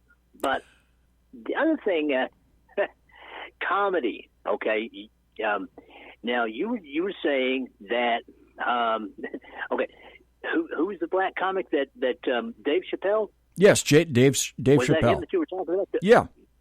Right. Okay, these people, and this is another old person reference, okay? These people are the new Lenny Bruce, all right? Again, if you young people, I'm sure there's some old Lenny Bruce videos and things, some of his old films maybe out on YouTube somewhere. He was a comedian in the 60s, and he went after morality. The latest thing today is to use satire against the left. Now, a couple of shows ago, you asked who Soph was, S-O-P-H. You can find her stuff on Free Speech TV. You can get little trailers of hers on BitChute and places like that. This kid is probably 15 years old now. Okay, she's the anti-Greta. She's an entertainer. The one thing that she truly and absolutely believes in is free speech, and she eviscerates the left. And I bet this is not staged. It's not scripted. I've watched this kid in real time argue with lefties and just tear them to pieces. It's a beautiful thing to watch.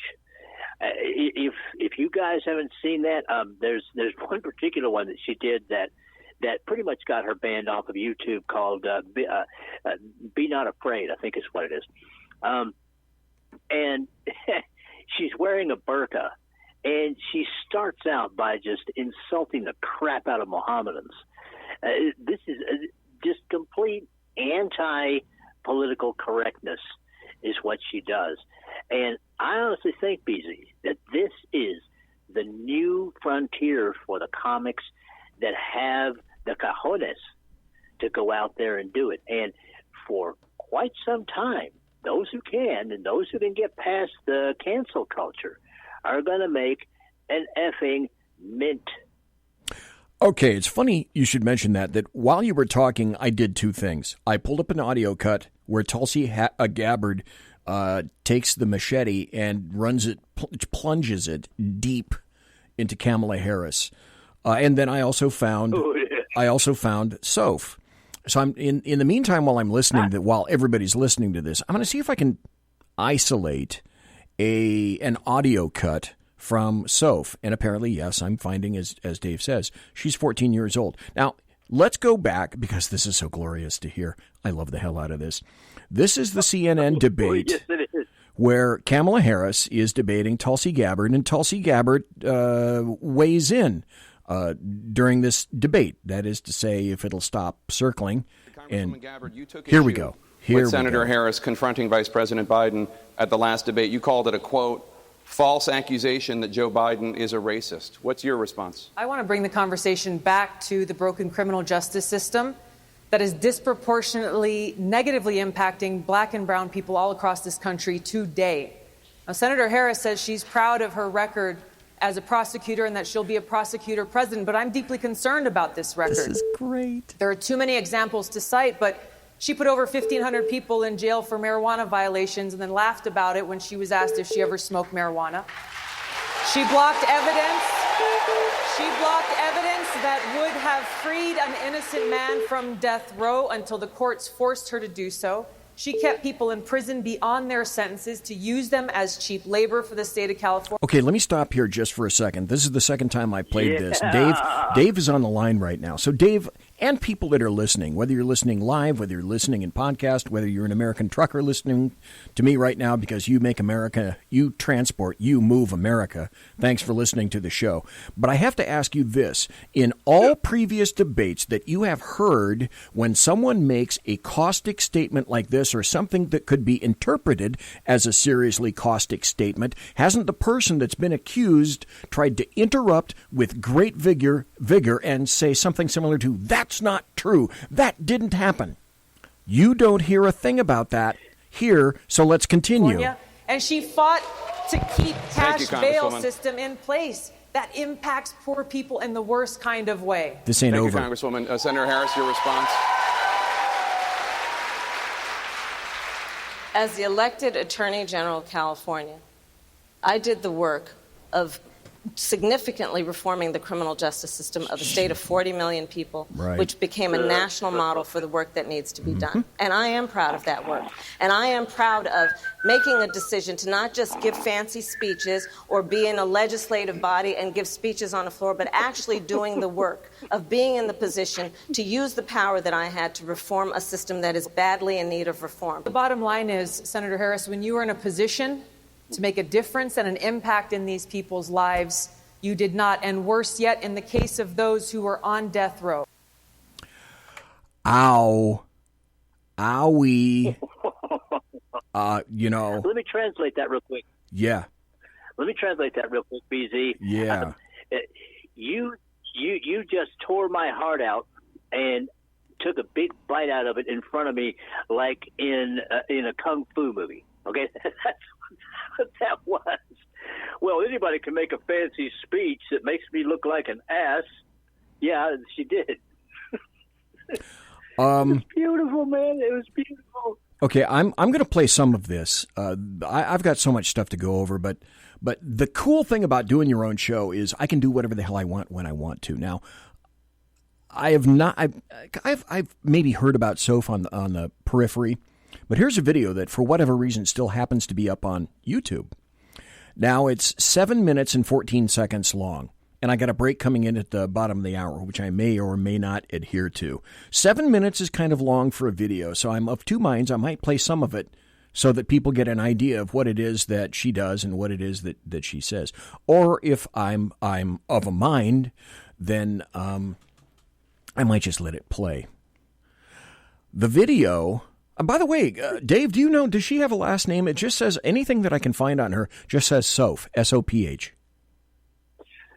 Well, from what I can understand, I mean, again, the kid is 15 years old, and she's had to really try and insulate herself from all of the pervs and pedos and all these a-holes. So as far as I know, her last name is kept quiet for security reasons, which I can well understand. Yeah. And BZ, my advice to you on this one is play her for 5 minutes, okay?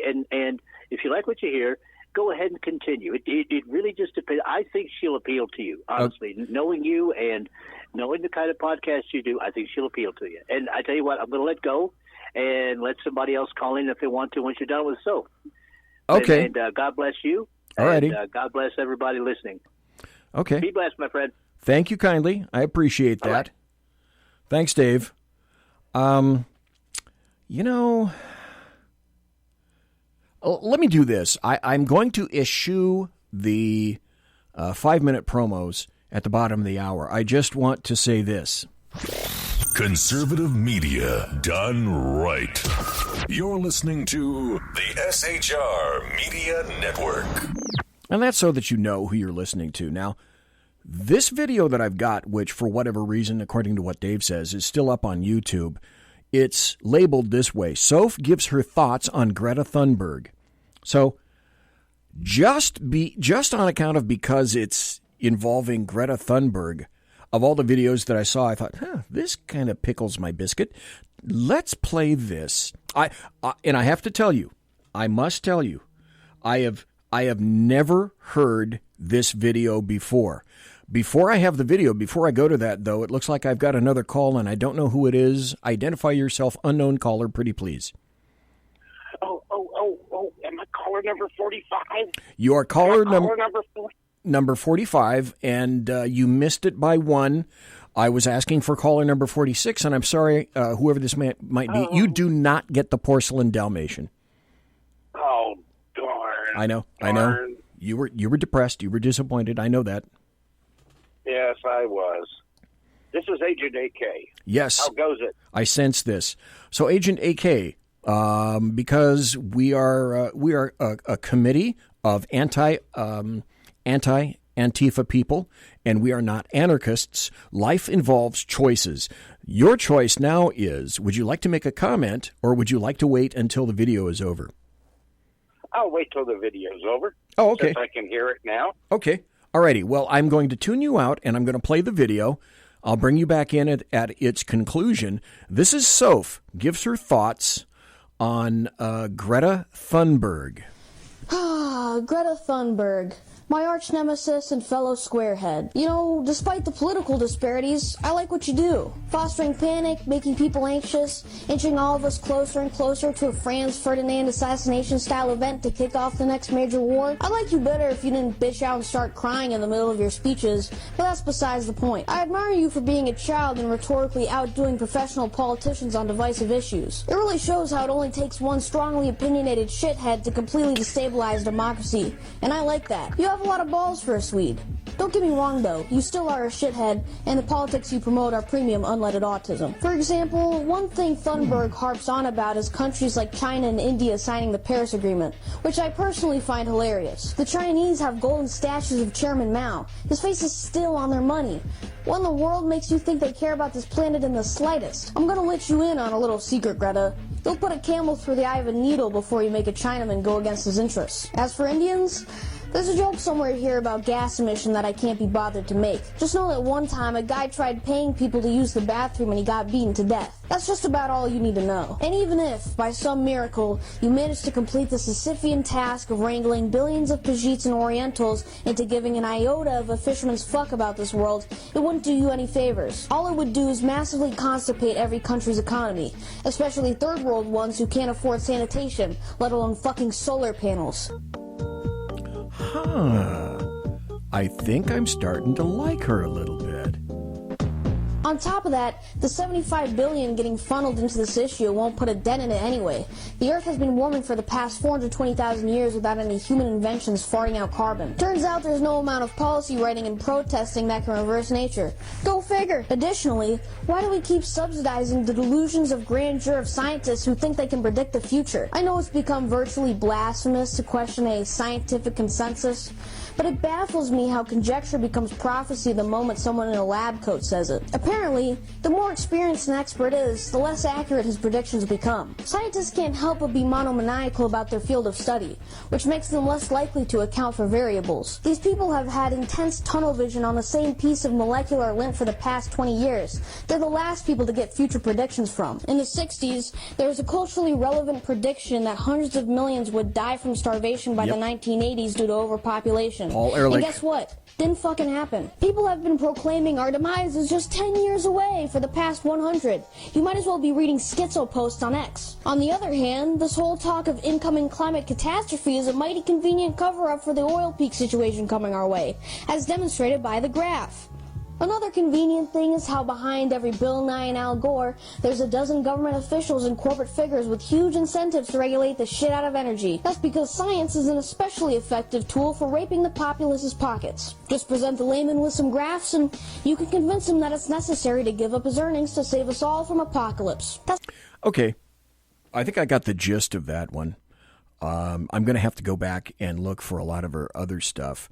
I've got so much stuff and so many people that I want to talk to. I don't want to spend the rest of the few minutes that I have, about 25 minutes left on the show, on just her. So I believe I still have Alaskan on. What do you have to say, Alaskan? Well, first thing I have to say is I like your hat, bud. Thank you very much. Good on you. It's that time of year, and from now until Christmas, maybe a couple of shows after Christmas, but definitely before the New Year. I'm going to change my hat after New Year. You'll be seeing me in just this hat because it's that time of year. All right. I happen to have one just like it. You don't anyway. Do you have the snazzy beard? Man, you and I could be brothers. Okay. Damn near. All right. Okay, kind of like Michael Jones, the underground professor. He and I are brothers from other mothers. God, I gotta get that guy back on. Anyway, do you have any opinions, thoughts, comments, concerns? Yeah. I was going to say, do you know who the sacrificial lamb is in this primary contest? I know of a couple, but I want to hear what you think. So, what do you think, sir? Joe Biden. He's their designated sacrificial lamb. I said this last week, and you know me. I love poking fun and lambasting the living shit out of leftists.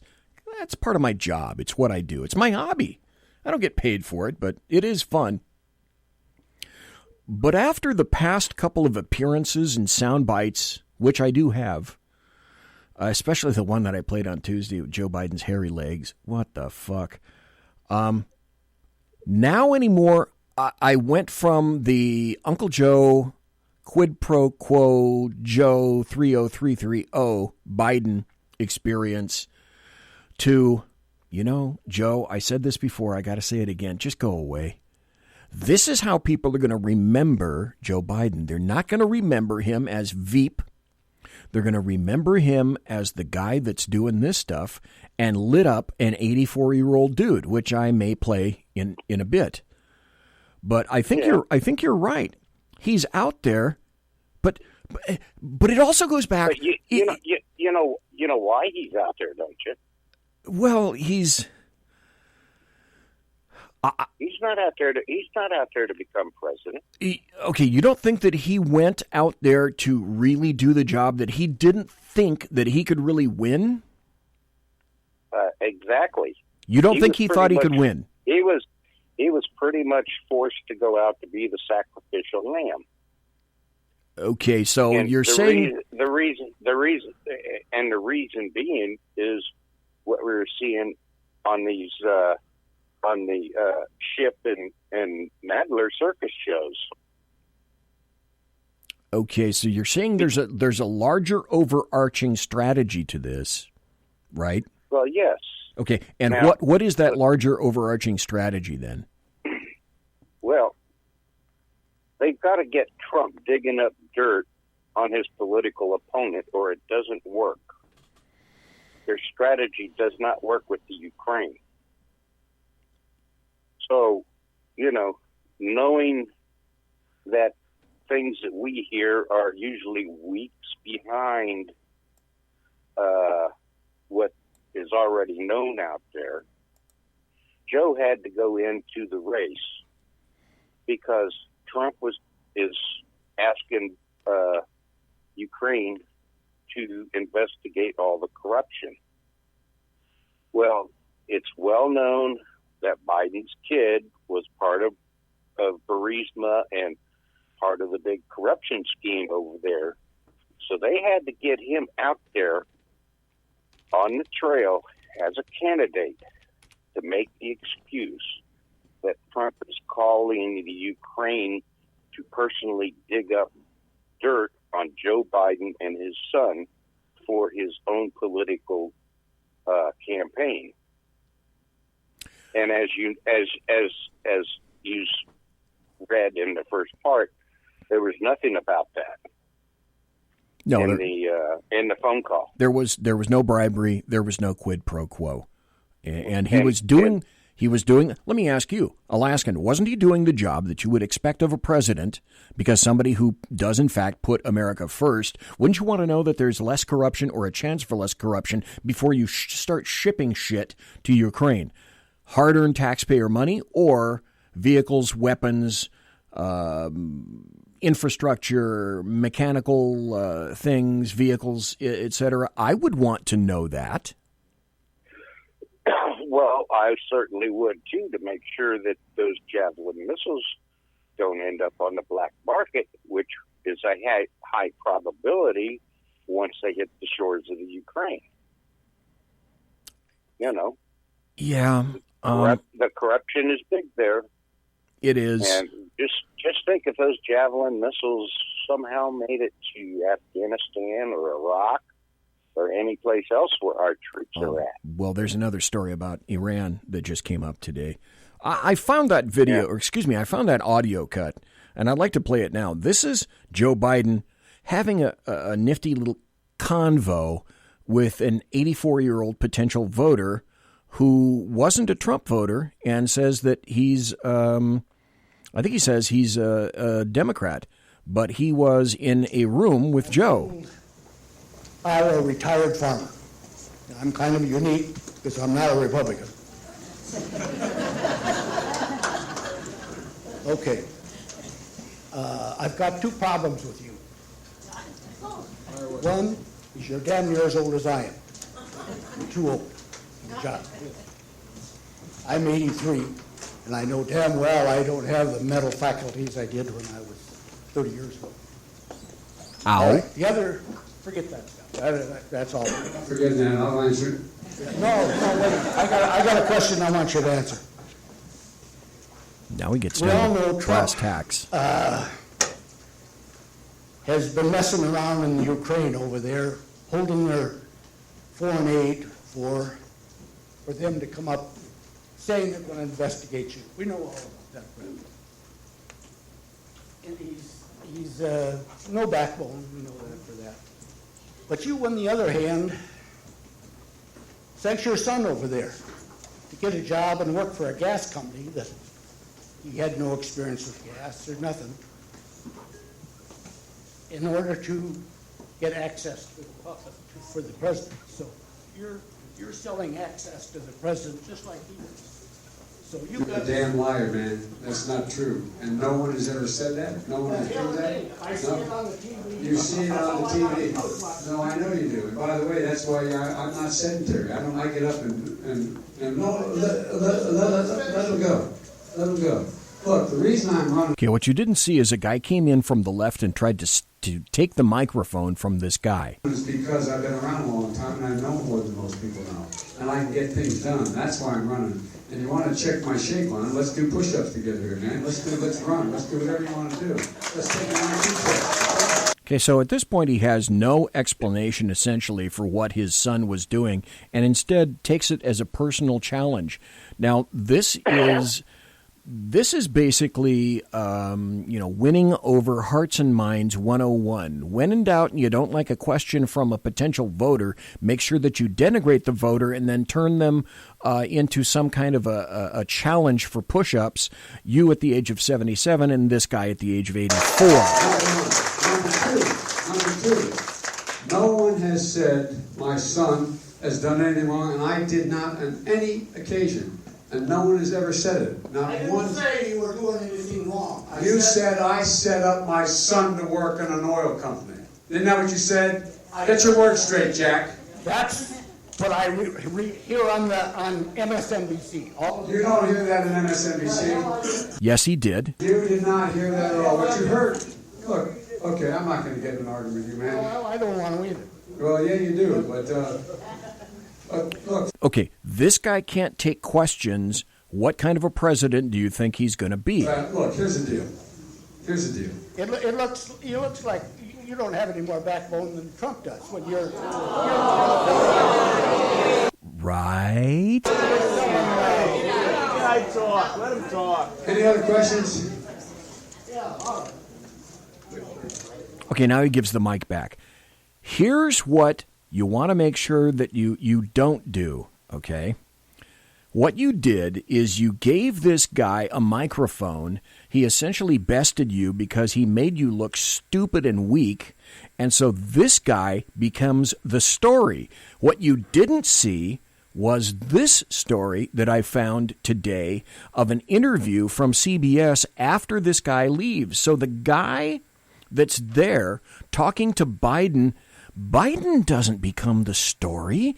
This guy becomes the story. I'm not trying to cause him problems. I'm just trying to bring out all of this bullshit he's been telling here today is all softball stuff. We don't want to answer the hard stuff. That's right. He doesn't want to answer the hard stuff. He's been in Congress all his life, and all of these problems like high drug prices. Okay, this guy nails it. Biden's been in Congress all his life. And all of that. Where in the hell has he been for the last 50 years? Where the hell has he been for the last 50 years? An 84-year-old dude nails it. And he's going to change it all now? That guy became the story. And that's how you do it. And that's how you turn voters against yourself and against the Biden campaign. I got somebody else calling in. Any other further thoughts, Alaskan? No, that's why I say Joe's a sacrificial lamb. Okay. He just gave Nancy and the boys an excuse to go after Trump. They had to have something a little bit more solid than just the phone call, because it wouldn't play that way. Okay, let me ask you a final question, Alaskan. Do you think that they will pull the votes out of the House to impeach? Will they get the votes?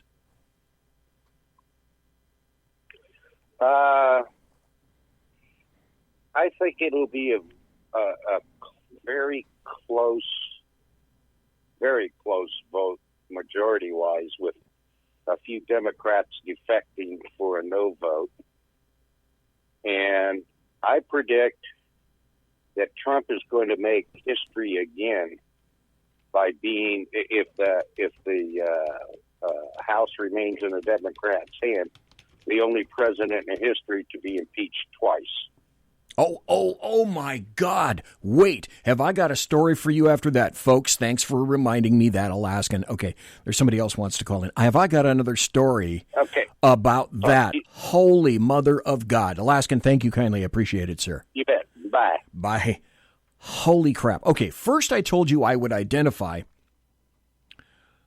those 31 individuals. There are 31 vulnerable House Democrat seats in 2020, all from districts won by President Trump. Okay. You have to ask yourself, and they have to ask themselves this fundamental question: are they going to break ranks on the increasingly unpopular impeachment,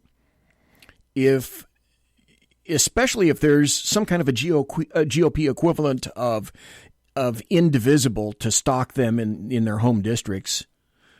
And I'm hearing more and more the word censure. But that doesn't mean anything. Censure is not going to appease the far left. Here are the people. Here's my list of people that I discovered that are in jeopardy. And see if any of these people happen to be in your districts.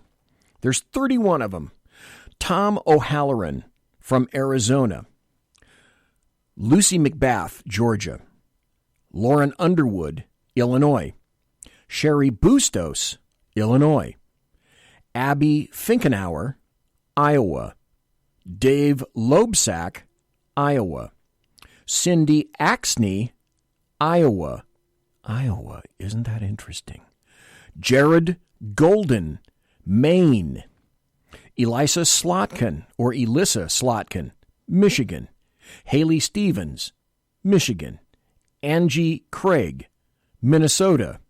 Colin Peterson, Minnesota. Susie Lee, Nevada. Chris Pappas, North Hampshire. Jefferson Van Drew, New Jersey. Andy Kim, New Jersey. Josh Gottheimer, New Jersey. Mikey Sherrill, New Jersey. Hello, New Jersey. A lot of stuff in your hands. How the hell am I going to pronounce this?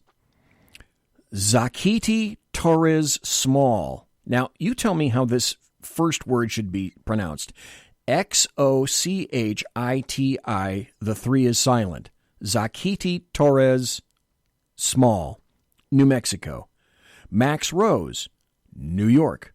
Sean Patrick Maloney, New York. Antonio Delgado, New York. Anthony Brindisi, New York. Hello, New York. Kendra Horn, Oklahoma. Matt Cartwright, Pennsylvania. Connor Lamb, Pennsylvania. Joe Cunningham, South Carolina. Ben McAdams, Utah. Elaine Luria, Virginia. Abigail Spanberger, Virginia. And Ron Kind in Wisconsin. Those people have got some decisions to make very quickly. 435 in the Senate. They hold the Senate, so they hold the majority. But if they vote against the electorate, the same people that essentially, well, you know, that was Trump's area. Trump won that in 2016.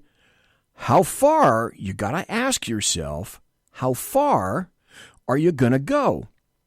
So the other thing you have to ask yourself is, does Pelosi really have the votes for impeachment? She's in a conundrum. Do you really think... Oh, yeah, Dave in chat says, you'll also see some rhinos voting to impeach. Yeah, how damn sad is that? Each one of those that... Well, keep track of whoever happens to be in the House in your state, and remember who the traitors are. Remember that. Because they very likely could end up voting against you and with the Democrats. Because essentially, here's what's happening. Do you guys remember, and I know Kaiser will. Is Kaiser still here? Yeah, he is. Kaiser, I know, will remember this. There's one of the most ruthless and longest-serving killers of men and women during Joseph Stalin's reign of terror in Russia. And he was the chief of Stalin's secret police force. The guy's name was Lavrenti Beria. Just remember the last name, Beria. And Beria had a saying that's being applied now. And that is, show me the man and I'll show you the crime. And since November 9th of 2016, the resounding clarion call from all the leftist Democrats and the American media maggots is, we're showing you the man. We just got to find the crime. They are the ones that are pulling that crap out of the Russian playbook. Now, I told you about Andrew Napolitano. He's gone backwards. And I found this is other, it never stops getting stupid. Now, remember the guy, Al Green, who initially said, we need to impeach Trump because otherwise he's going to get reelected. And he gave us a brief bit of clarity. Yesterday, Representative Al Green from Texas, said that and scorched his fellow Democrats for this. Now, remember, you may not remember if you watch this stuff, you got to be a political animal like me, but there were three professors, all three on the left, and there was one that was kind of on the middle. And Al Green's problem with all of that was there wasn't one person of color. And so what he's saying is that these people are insufficiently left for the left. And they only chose white impeachment professors. I'm not making this stuff up. Facts really don't matter, and Democrats moving forward show that this is all about politics. Thank you, Mr. Speaker, and I yield back. Here we go. The chair recognizes the gentleman from Texas, Mr. Green, for 5 minutes. Take it, Al, the kitty's pal. Thank you, Mr. Speaker. Mr. Speaker, and still I rise with my mnemonic notes in hand. Mr. Speaker, I rise because I love my country, But I also rise today with heartfelt regrets. It hurts my heart, Mr. Speaker, to see the Judiciary Committee hearing experts on the topic of impeachment, one of the seminal issues of this Congress. Hearing experts, Mr. Speaker, and not one person of color among the experts.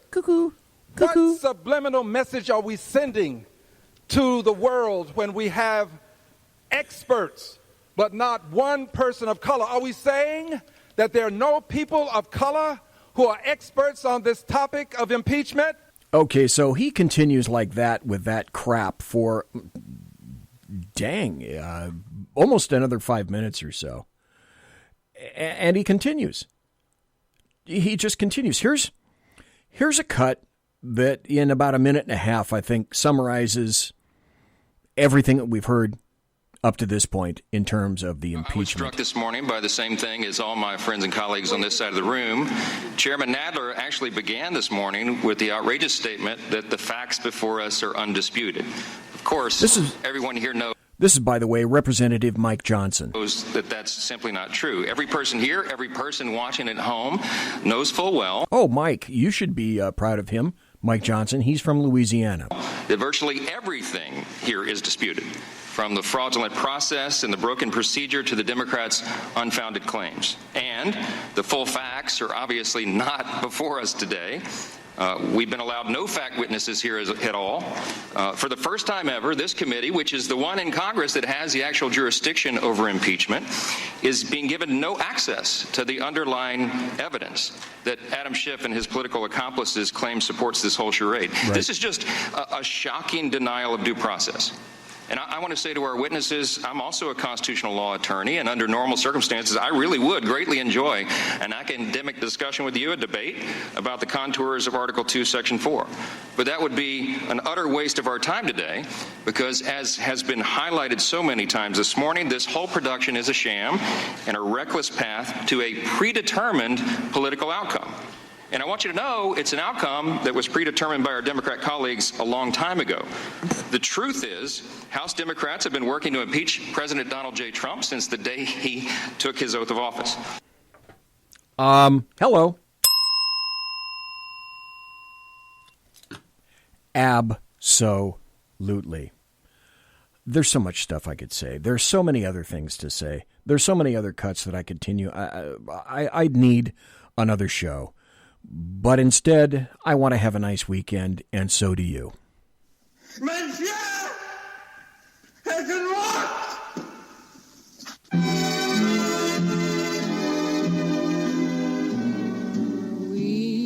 Ladies and gentlemen, boys and girls, children of all ages, thanks for listening to the Bloviating Zeppelin's Berserk Bobcat Saloon radio show, live and direct right here on the SHR Media Network, where I am broadcasting behind enemy lines in occupied California. Spell it with a K. If you want to contact me, you can find me on Twitter at BZEP, at BZEP, and also on my blog at bloviatingzeppelin.net. Promotional consideration is by the Lockheed Martin Skunk Works, and also by the Boeing Company, if it ain't Boeing, I ain't going, and also the Pratt & Whitney Engine Company. So will you Thrust. Say hello. You can trust. Tiaras are by My Little Pony. Leg Hair by Joe Biden. Thanks to my personal KC-135 Kettle One refueling team, with whom I will be consorting in less than an hour. Thanks to you for listening live. Thanks to Dan Butcher for trying to get in. Hope you feel better, Dan. Thanks to everybody for being in chat. Thanks for listening in podcast. I appreciate each and every one of you for listening and taking the time out of your busy day and night to do so. Have a great weekend. See you next Tuesday. God bless. Take care. Be safe.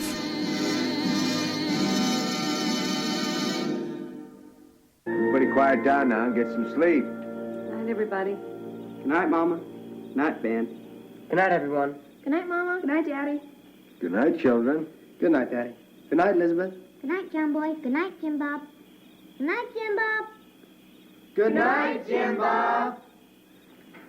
What's going on? I was asleep. What's everybody doing? Good night, Jim Bob. Go to sleep.